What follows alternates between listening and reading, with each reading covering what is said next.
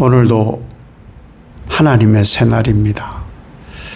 이 하나님의 새날에 하나님께 각자가 다 은혜 받았다 이렇게 고백하잖아요. 그 은혜 받은 만큼 베풀며 사는 풍성함이 있는 하루가 되시길 예수님 이름으로 축복합니다. 이 바울이 지금까지 하나 되어라, 성령이 하나 되게 하신 여러 모습을 따라서 하나 되어야 된다, 또 옛사람을 벗어야 된다 하면서 옛사람의 모습을 많이 이렇게 가르쳐 주잖아요. 그리고 새사람을 입었으면 예수님을 본받아서 살아야 된다. 그래서 그것이 이제 새사람이다, 새사람이다 이런 말씀을 하잖아요. 에베소서를 시작하면서 에베소 교회 성도들이 받은 은혜에 가장 강력하게 받은 하나님의 은혜가 뭐냐? 죄사함이거든요. 우리가 하나님으로부터 받은 은혜의 가장 강력한 것, 구원이라고 하는데 구원을 이루는 것이 뭐였냐? 죄사함이거든요. 그 죄사함인데 왜 계속해서 사실은 이 에베소서를 보면은 부드럽게 이렇게 기록된 것 같잖아요. 그런데 속속들이 원어를 해석을 해보면 이방 속에 피어난 그리스도 문화잖아요. 이방 속에 생겨난 교회 에베소, 이방 기독교인들, 유대 기독교인들, 그 안에서 다툼이 생기고 싸움이 생기는 거예요. 왜 이런 모습이 나타나느냐? 실제 에베소 교회에 나타났던 거예요.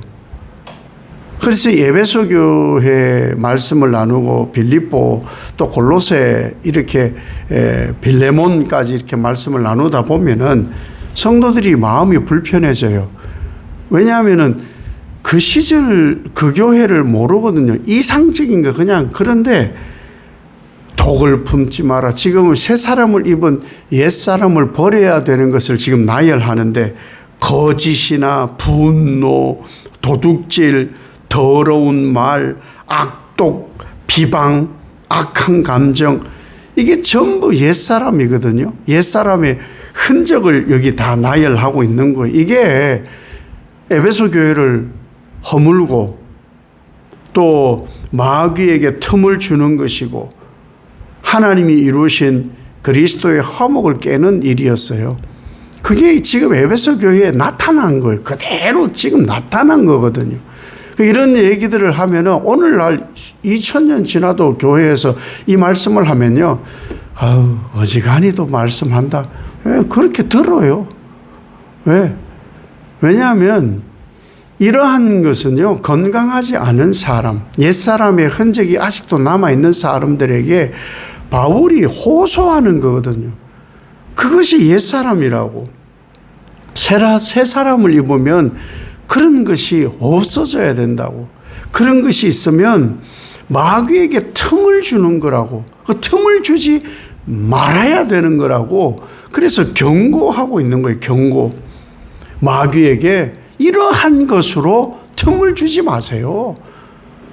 2000년 전 에베소 교회에 이런 일이 있었으니 그러면 오늘날에도 당연히 있다. 왜? 마귀 사탄은 오늘도 역사하거든요. 이런 마음들을 가지고 그대로 신앙을 하는 거예요. 죄 사함이 뭔지 알아야 되는 거예요. 이게 없어진 거예요. 이게 없어져야 돼요. 분노, 비방, 악한 감정, 원망, 이런 것이 신앙하면서 생겨요. 무엇에 생기는지 아세요? 말씀에 생겨요. 이게 사탄의 가장 강력한 무기거든요. 아유, 은혜 받는 얘기 해주고, 오늘도 막 복 받는 얘기 해주고, 은혜만 되는 얘기 해주고, 복이 뭐고, 은혜가 뭐고, 그게 뭔지를 모르는 거예요. 악을 버리는 자체가 복이에요. 예수 안에 사는 것. 그래서 예수 안에 지체됨을 계속 강조하는 거예요. 그것이 되지 않는 것이 오늘날 이런 거 더 강력하게 사탄 마귀가 역사하고 있거든요. 그래서 마귀에게 틈을 주지 말으라고. 마귀는요, 이렇게 뭐 확 분열 안 시켜요. 눈에 확 드러나게 빨간색 이렇게 얘기 안 해요. 비스무리하게 그냥 이 가라지만 살짝 뿌려요. 가라지만. 금방 마음이 불편해지거든요. 왜 그런지 아세요? 옛사람이 머물러 있어서. 금방 분노하고, 오늘 말씀은 참 영 그래. 아직도 옛사람에 젖어 있기 때문에 그래요. 젖어 있으면요, 불이 안 붙어요. 젖은 솔가지라든지 젖은 나무에는 불이 안 붙어요. 연기만 막 무럭무럭 나는데 곧 불 붙을 것 같아. 곧 불 붙을 것 같아. 아니요. 불 안 붙어요. 바싹 말라야 되는 거예요. 예수의 피로 완전히 씻겨져야 이런 감정이 생기지 않아 마귀에게 틈을 주지를 않는 거예요. 마귀는요, 살짝만 의심 생길 만큼만, 감정 상할 만큼만 미움을 주고요, 원망을 주고요, 다른 생각을 하게 하고 입에 말을 살짝 집어, 살짝. 그게 이제 자리를 살짝 잡게 하는 거예요. 살짝 잡으면 어떤 일이 벌어지느냐? 심령을 찢어요. 심령 찢어지는 사람 한 사람만 있으면요, 그 공동체는 찢어져요. 네. 표정이요, 새초롬해요. 이렇게. 새초롬이 맞는지 모르겠습니다. 그런 표현을 하고 와요. 그래서 계속해서 바울이 이 에베소 교회 성도들에게, 오늘날의 이 보편적 교회들에게 하는 말씀이 그거예요. 새 사람이냐를 자꾸 묻잖아요. 그러면 옛 사람을 버리고 새 사람이면 이런 악한 감정을 품지 말고 화목을 해라. 화목을 하고 교제하고 화목을 해라. 그 화목하는 거에 있어서 한 몫을 하는 것이 마음에서 우러나는 이 입 밖으로 표현되는 더러운 말, 표현이 되어지는 거예요.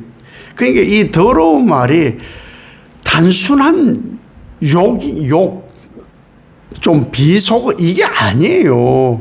비속어 정도면은 듣고 말고 그냥 지나가 버리면 그만이에요. 그게 아니에요. 그게 아니고, 진짜 쓸모없는데 심령에 딱 가라지가 뿌려지면은 그 심령이 죽는 말.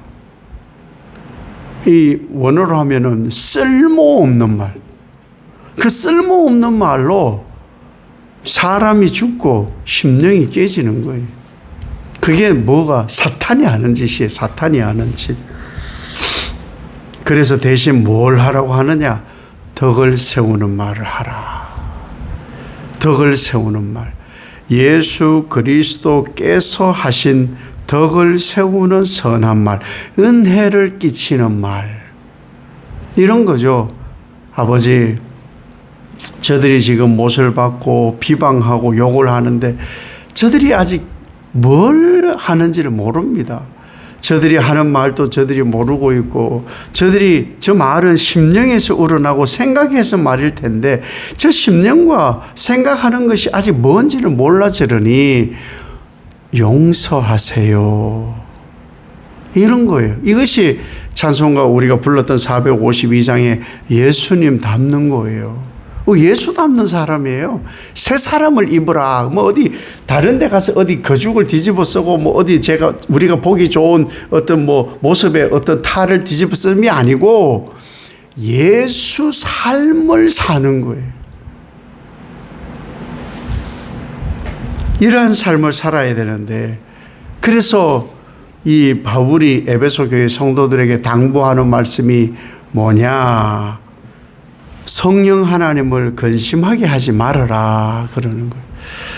그러니까 아버지를 근심하게 해서는 안 되는 거죠. 아버지 근심하게 하는 게 뭐예요? 애들이 뽀듯이 보이는데 거짓말하고, 아무 일도 아닌데 괜히 분노하고 자기 거 뺏으려고 하고 비방하고 떼부정부려 원망하고 해준 게 뭐가 있느냐고 막 이러는 거죠. 그런 거예요, 그런 거. 그러니까 아버지는 그러한 거에 상처가 받는 거예요. 하나님께서 가장 기뻤던 때가 언제실까? 한번 그런 생각들 해보셨는지 모르겠습니다만 저는 묵상을 하면서 그런 생각이 들어요. 하나님께 순종함으로 십자가 치실 때, 그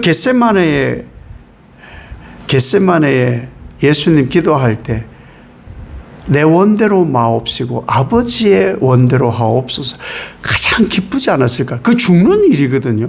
인류는 살리는 일, 원수 살리는 일이고 아들은 죽는 일인데 그 일에 순종함에 하나님이 가장 기쁘고 눈물을 가장 많이 흘리지 않았을까? 그게 아버지 마음인 거예요. 그래서 그 아버지 마음을 가지도록 당연히 분열하고 미워하고 원망하는 걸 싫어하겠죠. 그것을 다 안고 아버지 원대로 하옵소서. 이게 하나님을 근심하게 하는 일이 아닌 거예요. 못하겠어요. 아니 죄가 있으면 죽여요. 이러면 가장 깔끔하잖아요. 사실은요, 썩은 과일 도려내는 게 제일 쉬워요. 복숭아를 샀는데 복숭아는 사보니 한 이틀 내로 다 먹어야 되겠더라고요. 3일 지나니까 조금씩 썩더라고요. 삶의 지혜 몰랐어요. 진짜 몰랐어요. 늘 그냥 신선한 것인 줄 알았더니 그걸 도려내고 먹는 건 쉬운데 이걸 살려내는 건 불가능해요. 우리는 안 되더라고. 썩은 것을 도려내는 것이지, 도려내고 보니까 또 썩었고 도려내고 보니까 또 썩은 거예요. 이게 못 먹어. 버리는 게 쉬운데, 근데 하나님은요, 이걸 살려내는 거예요. 살려내는 거 얼마나 힘들겠어요. 그럴까봐 성령님이 너무 근심하는 거예요. 웜은 그럼에도 불구하고, 지체라 하는데도 불구하고, 새 사람이라 하는데도 불구하고 계속 분열하고 미움이 있고 원망이 있고 더러운 말을 하고 독한 마음을 품고 얼마나 힘드시겠어요. 에베소 교회가 그러했을 때 은혜를 깨달으면 좋은데, 그래서 지금 바울이 이 에베소 교회를 보면서 하나님의 이상적 교회를 말씀을 하는 게 뭐냐? 서로 친절하며, 서로 불쌍히 여기며, 긍휼을 베푸는 거죠.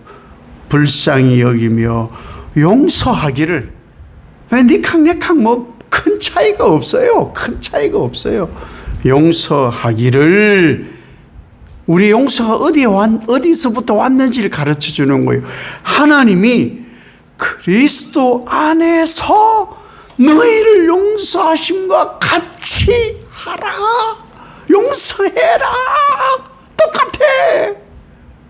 이 가장 강력한 은혜의 메시지잖아요. 이것이 바로 하나님 안에서 사는 은혜 받은 성도들의 삶의 생활이라는 것이죠. 우리가요, 용서할 수 있다? 그래, 오늘도 말씀 들었으니 내가 용서할게. 이건 가짜예요. 말씀을 들었으니 용서할게. 이건 가짜라고요. 우리는 용서 못해요. 본래 우린 용서 안 된다니까요.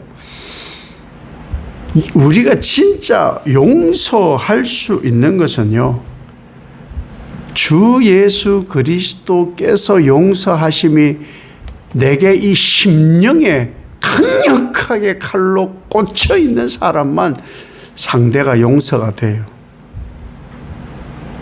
알았어, 내가 용서할게. 이게 용서 아닌 거예요. 예수 그리스도로 내가 용서받았다가 강력하게 내 심령에 꽂혀져 있는 사람이 용서를 하는 거예요. 그래야만 하나님의 삶을 사는 거죠. 이게 어디서부터 시작이 되었냐? 하나님이 가장 기뻐하고 하나님이 가장 많이 울었던 십자가에서 완성된 사랑과 그 은혜, 그것으로 우리가 사는 거예요. 그렇게 살아야 된다고. 이 분열하고 찢어지고 미워하고 원망하고 있었던 이 에베소 교회 성도들에게 오늘 말씀하는 거고, 오늘의 교회 성도들에게 말씀하는 거죠. 은혜 받았습니까? 예수 그리스도로 그 안에 머물고 삽니까? 그러면 이 은혜 받은 삶으로 오늘도 예수 안에서 살아 복되시기를 예수님 이름으로 축복합니다. 아버지 하나님, 하나님의 마음을 담고 예수 그리스도의 순종으로 내가 용서받았다, 이것이 심령에 완전히 꽂혀져서 그 은혜를 고백하여서 죄사함으로 새 사람을 입었으면 거짓이나 분노나 원망이나 악한 것이나 더러운 말을 입 밖에도 내지 말고 예수 그리스도의 온전함대로 닮아 그의 장성한 분량까지 자라서 나는 예수 그리스도의 은혜로 산다, 그것이 영생을 이루는 복이다, 그 고백으로 오늘 하루가 은혜로 채워져 복 있는 하루 되게 하옵소서. 예수님 이름으로 기도 올리옵나이다. 아멘.